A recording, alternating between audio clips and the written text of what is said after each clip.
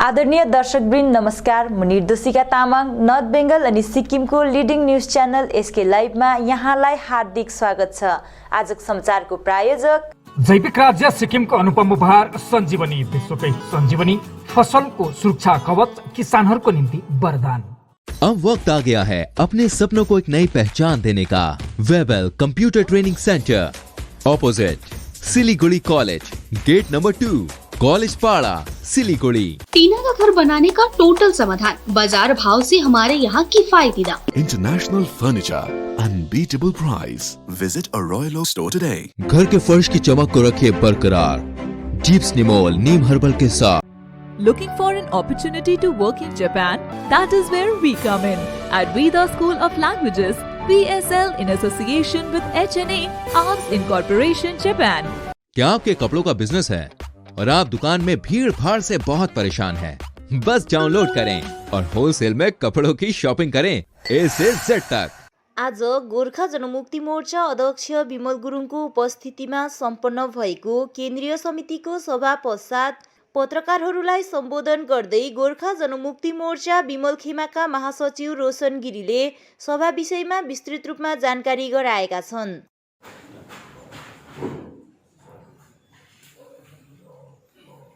र आज गोर्खा जनमुक्ति मोर्चा केन्द्रीय समितिको सभा अध्यक्ष श्रीमान विमल गुरुङज्यूको अध्यक्षतामा सम्पन्न भयो र सभामा धेरै विषयहरूमा छलफल भयो र विशेष रूपले पार्टीलाई तोधारमा पार्ने नीति अपनाएर अनि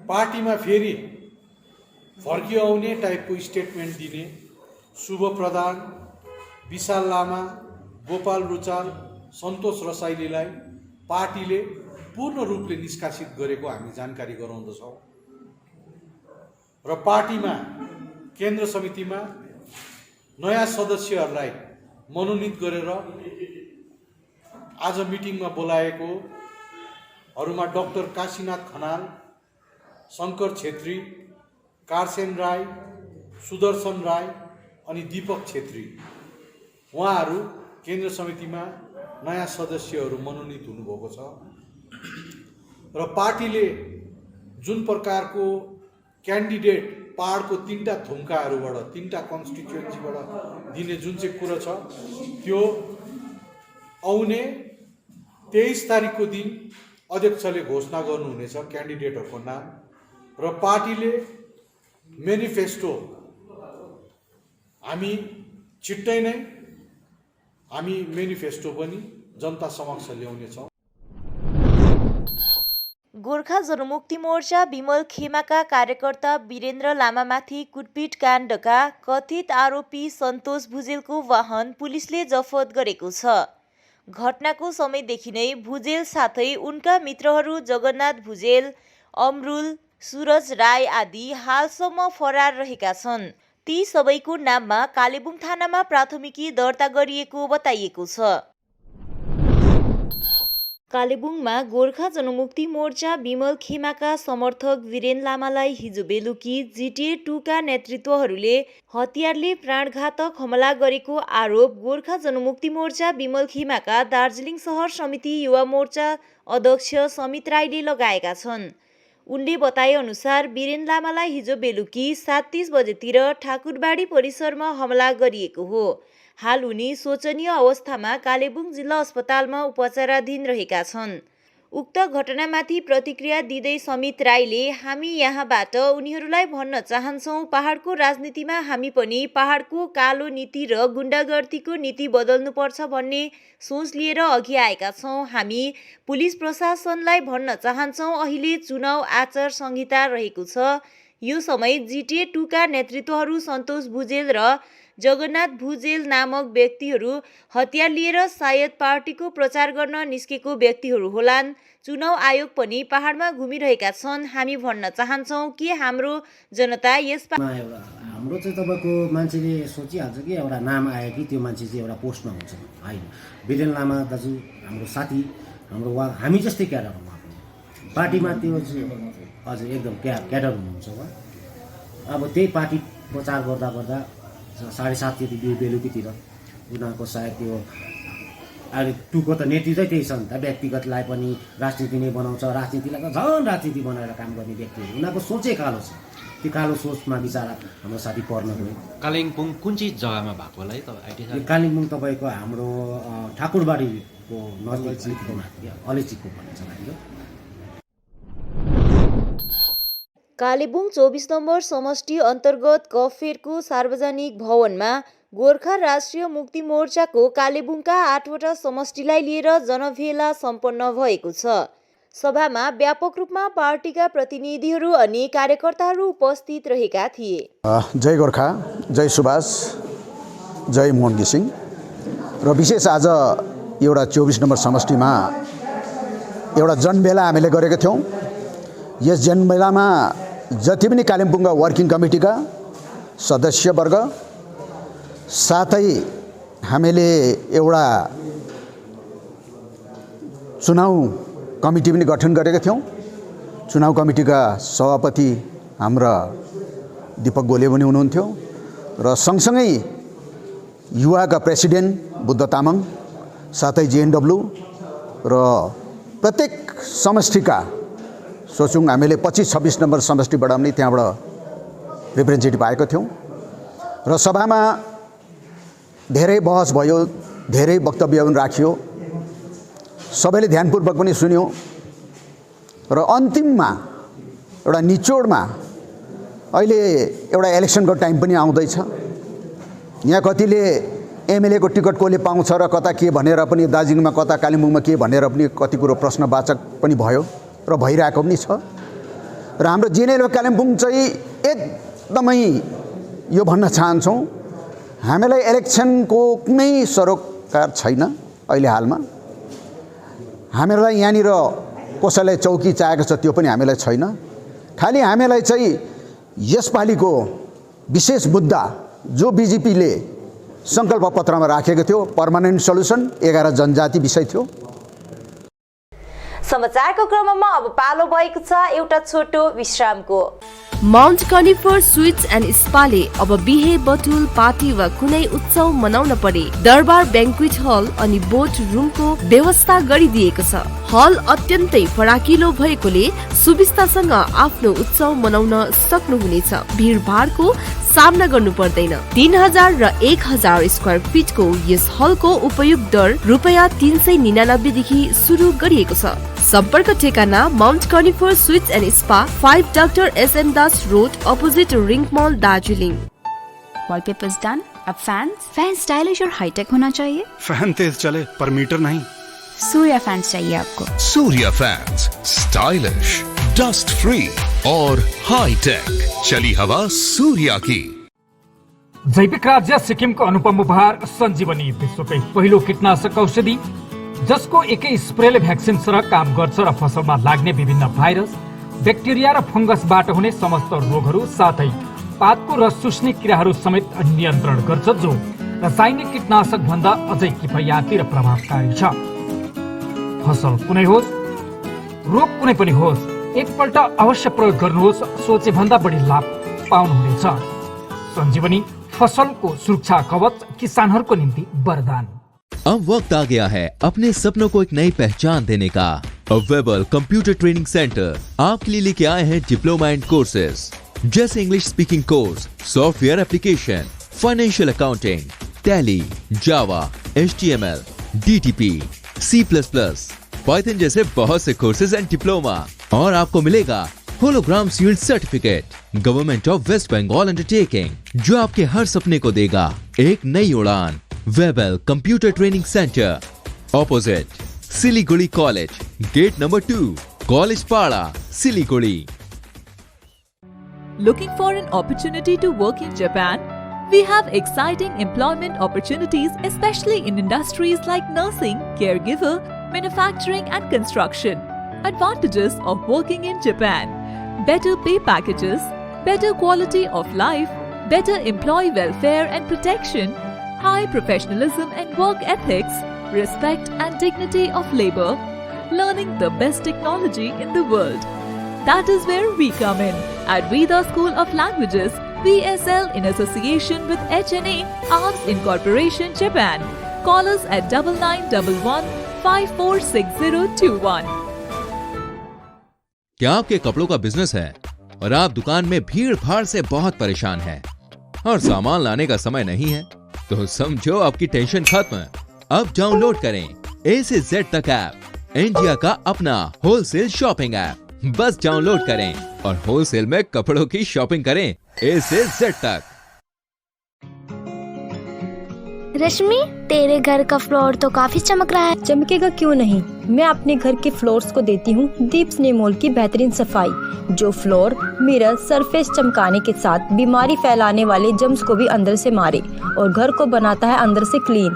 अच्छी सफाई के लिए चुने दीप स्नेमोल। Bring hygiene, maintain cleanliness.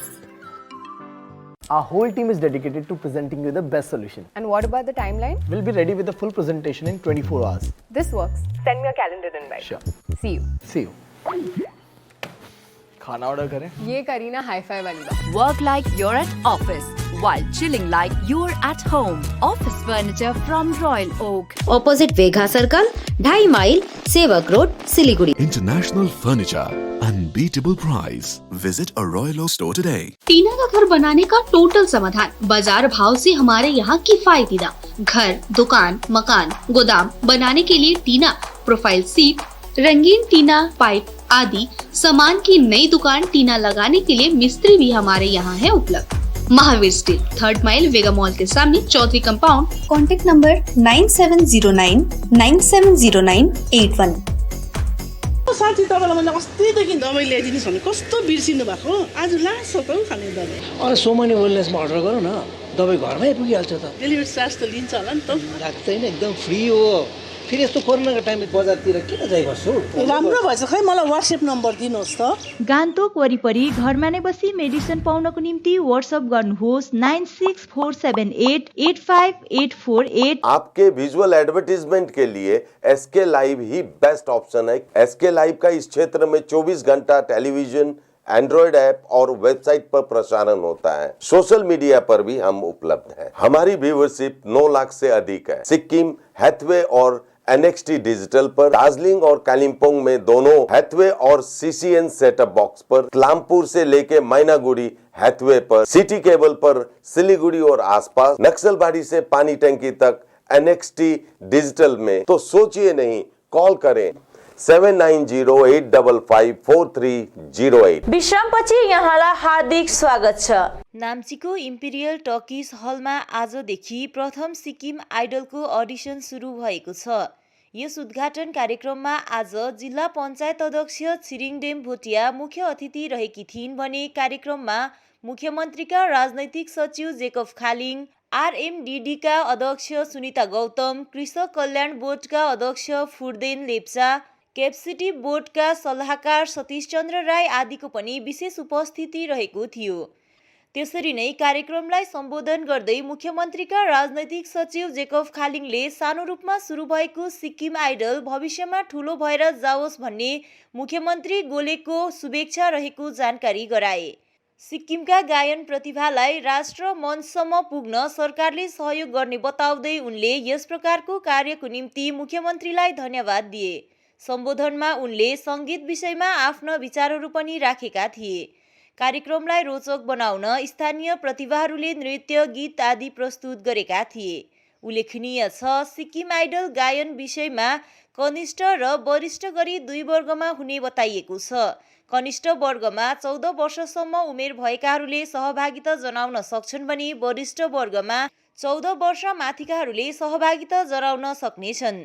यस्तै प्रकारले सिक्किम आइडललाई सफल बनाउनको निम्ति निर्णायकहरूमा गायिका रमन्ती राई, गायकद्वय नरेन्द्र गुरुङ र मनोज राई रहेका छन्। फर्स्ट अडिसन स्टार्ट भयो है।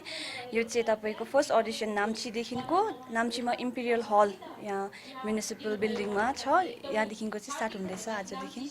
सो अहिलेसम्म चाहिँ तपाईँको अराउन्ड अलमोस्ट 100 जना जस्तोले पार्टिसिपेट गरिसकेको छ र this is just the first half. Second हाफमा अझै we are hoping more contestants will come. United Forum of Bank युनियनको आह्वानमा 2 दिवसीय ब्याङ्क हडतालको पहिलो दिन आज कालेबुङमा पूर्ण प्रभावित भएको थियो। विशेष गरी सरकारले ब्याङ्कहरूलाई निजीकरण गर्ने निर्णय र सरकारको वित्तीय सुधारको विरोध जनाउँदै सोमबार र मङ्गलबार देशव्यापी रूपमा डाकिएको हडतालको पहिलो दिन अन्य स्थान सरह यता कालेबुङको ब्याङ्कहरू पनि बन्द रहेको देखियो। विशेष गरी एटिएमहरू बन्द रहेको थियो। बङ्गालमा भारतीय जनता पार्टी ल्याउने अल्पसंख्यक समुदायका नेताहरूलाई युसिएमओको पक्षबाट युसिएमओका सहसचिव प्रतीक राईले प्रश्न गर्दै पहाडमा भएका भारतीय जनता पार्टीसँग मिलेर बङ्गालको सत्तामा ल्याउनभन्दा अघि ती नेताहरूले अल्पसंख्यक समुदाय बङ्गालमा सुरक्षाभित्र पर्छ या पर्दैन, यहाँ जनतालाई अन्यलमा पार्नु हुँदैन भन्दै युसिएमओ सधैँ अल्पसंख्यक समुदायको साथमा रहेको बताएका छन्। हुन्छ, सर्वप्रथम जय मिसी अनि सबैलाई नमस्ते। जति पनि आज यो सोसियल मिडियाबाट हेरिराख्नु भएको छ र विशेष गरी आज हामी 15 मार्च यो जिडिएस हलमा हामी युथ विङ्सका युसिएमओ युथ विङ्सका एउटा सभा बसेको थियो र यस सभामा हामीले विगत दिनमा जुन चाहिँ फादर सोलोमनबाट भइराखेको निर्णयहरू लिएर हामी अगाडि आज यहाँनिर बसेको थियौँ र जुन आज हामी यहाँनिर युथ विङ्स छ र जति पनि आज हामीले यहाँनिर डिस्कसहरू गरेको छ र यो डिस्कसनमा चाहिँ हामीले यो एउटा निष्कर्षण राखेको छौँ कि आज जुन फादर सोलोमन अनि उहाँसित रहनुभएको सम्पूर्ण कम्युनिटी साथै अन्य कम्युनिटीहरूले पनि धेरै आशा राखेको कारणले गर्दाखेरि आज हामी हजारौँ होइन तर लाखौँमा सङ्ख्यामा आज जोडिएको कारणले गर्दाखेरि जुन निर्देशन फादर सोलोमनले आउनेवाला दिनहरूमा राख्नुहुन्छ त्यो निर्देशनमा चाहिँ हामीले उहाँलाई एउटा हामी समर्थन जनाउने हामीले आज निर्णय राखेको छौँ र बाँकी हाम्रो यहाँनिर भाइस जोइन्ट सेक्रेटरीले पनि केही कुरा राख्नुहुन्छ। तकदाह खण्ड स्वास्थ्य विभागको आयोजनामा आज मङ्पू अस्पतालमा 60 वर्ष नागेका वृद्ध वृद्धलाई कोरोना भ्याक्सिन लगाइएको छ। मङ्पू न्युज हेरेर बस्नुभएका हाम्रा सम्पूर्ण दर्शकवर्गमा अनि मेडिकल अफिसर अरूप कोसलज्यू अनि म नमस्कार। र आज यो हाम्रो यो मङ्पूमा ब्लकको हिसाबले सेड्युलको हिसाबले हुन्छ 15 तारिक र 22 तारिक दुईवटा भ्याक्सिनेसनको क्याम्प यहाँनिर सरकारबाट मेडिकल तकदा ब्लकबाट भएको छ र आज फर्स्ट यो उसमा चाहिँ हामीलाई 1000 जस्तो गर्नुपर्ने एउटा टार्गेट दिनुभएको छ उहाँबाट चाहिँ र अहिले हामी लगभग 400 भनौँ अहिलेसम्ममा 400 जस्तो भइसकेको छ। अब आफ्टरनुन अझै आउने छ र सायद हाम्रो हुनेछ 800 भन्दा सायद ज्यादा हामी टार्गेटको छेउमा पनि पुग्न सक्छौँ। र लाइफलाइन मिलन ब्लड सोसाइटीले कालेबुङ अस्पतालमा रक्तदान शिविरको आयोजना गरेको छ, जसलाई सोसाइटीले निफाको समवेदना एउटा सानो प्रयास नामक सचेतना कार्यक्रम भनी नाम दिएको छ। जिल्ला अस्पतालका ब्लड ब्याङ्कका डाक्टर एसके खान, सोसाइटी सभापति वन्दना थापा, सचिव मिलन तामाङ, रोमा मोक्तान लगायतका सदस्यहरूको सहयोग र सक्रियतामा सम्पन्न शिविरमा धेरै दाताहरूले रक्तदान गरेका छन्। रक्तदान महादान भन्ने उक्तिलाई चिरतार्थ गर्दै एसोसिएसनले लगातार रूपमा विभिन्न स्थानमा शिविर आयोजना गरिरहेको छ। शिविरबारे सचिव मिलन तामाङले विस्तृत रूपमा जानकारी गराएका छन्। नमस्कार, हामी कालिम्पोङ लाइफलाइन मिलन ब्लड सोसाइटी संस्थाबाट आज हामीले निफाको यो मिसनलाई लिएर संवेदना एउटा सानो प्रयासको मिसनलाई लिएर हामीले यहाँ blood camp Kalimpong government hospital blood ब्याङ्कमा हामीले एउटा डोनेसन क्याम्प राखेको थियौँ र यस मिसनमा आज सम्पूर्ण जति पनि यहाँनिर पार्टिसिपेट डोनरहरू छ उहाँलाई लाइफलाइन मिलन ब्लड सोसाइटीको संस्थाबाट उहाँलाई आन्तरिक हृदयबाट धेरै धेरै धन्यवाद टक्राउँदछौँ। राष्ट्रिय राजमार्ग 10 मा एउटा वाहन दुर्घटना भएको छ भने चालकलाई सामान्य चोट लागेको बताइएको छ। रियाङ पुलिस ओसी अनुप वैद्यले दिएको जानकारी अनुसार सोमबार बिहान 5 बजे उक्त दुर्घटना भएको हो। ओसी अनुसार सिक्किमदेखि सिलगढीतर्फ गइरहेको औषधि बोक्ने आइसर वाहन SK 08 D0194 हाइवेको सेतीजोडा छेउ दुर्घटनामा परेको हो। दुर्घटनामा परेर बागेखोला सिक्किम निवासी चालक उर्गेन शेर्पालाई सामान्य चोट लागेको छ। चालक उर्गेन शेर्पाको बयान अनुसार उक्त ठाउँ आइपुग्दा आफू निदाइ पठाएको र वाहन अनियन्त्रित भएर सोझै बाटोदेखि 50 फिट मुनि जङ्गलभित्र पसेको बताइएको छ। दुर्घटना भएको उक्त ठाउँ जङ्गल भएको कारण वाहन नदीमा खस्नबाट बाँचेको पनि पुलिसले बताएको छ। पुलिसले सिलगढीबाट क्रेन मगाएर आज दिउँसो उद्धार कार्य गरी रम्बी अवस्थित रियाङ थाना लगेको बताइएको छ। हवस् त आजको समाचार यति नै। ताजा अपडेट अनि रोचक जानकारी लिएर एसके लाइभ उपलब्ध रहनेछ 24 घण्टा तपाईहरूको टेलिभिजन मार्फत। धन्यवाद।